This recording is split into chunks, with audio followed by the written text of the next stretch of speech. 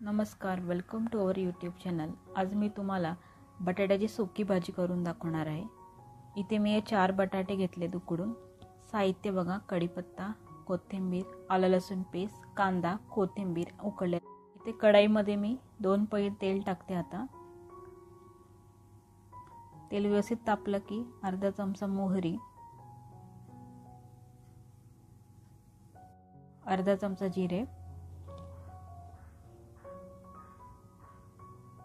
जिरं चांगलं फुललं की एक मोठा आपण कांदा घालूया। इथे आता कांदा व्यवस्थित बारीक आपण इथे आता व्यवस्थित परतून घेऊया। ह्याला 2 मिनिटं, जास्त आपल्याला सॉफ्ट नाही करायचं आहे, जस्ट एक 2-3 मिनिटं ह्याला व्यवस्थित परतून घ्यायचं आहे।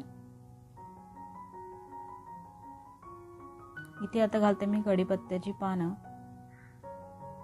मिरच्या, तिखट जसं तुम्हाला हवं तसं ॲडजस्ट करून तुम्ही मिरच्या घालू शकता। इथे मी 2 मिरच्या घातल्या। व्यवस्थित परतून घेऊया ह्याला आता आपण। आता इथे घालूया आपण आलं लसूण पेस्ट। 4-5 लसूण घेतले, अर्धा इंच आलं घेतले, ह्याला मी किसून घेतलं। इथे हे सगळं आपण आता मिक्स करून घेऊया।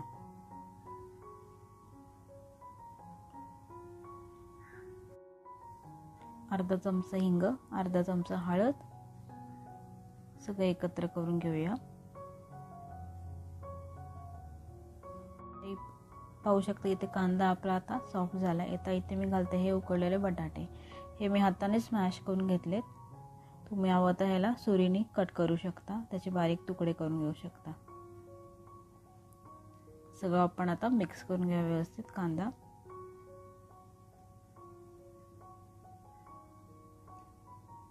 ही भाजी टिफिनसाठी होण्यासाठी पटकन आणि सोपी रेसिपी आहे। तुम्हाला टिफिनसाठी पटकन अशी काही भाजी बनवायची असेल तर बटाट्याची सुकी भाजी छान ऑप्शन आहे।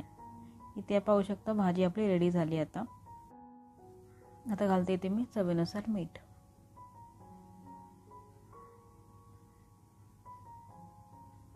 दोन मिनिटं फक्त याला मिक्स करून घेऊया। आता भाजी रेडी झाली आपली। कोथिंबीर घालून आपण याला सर्व करूया।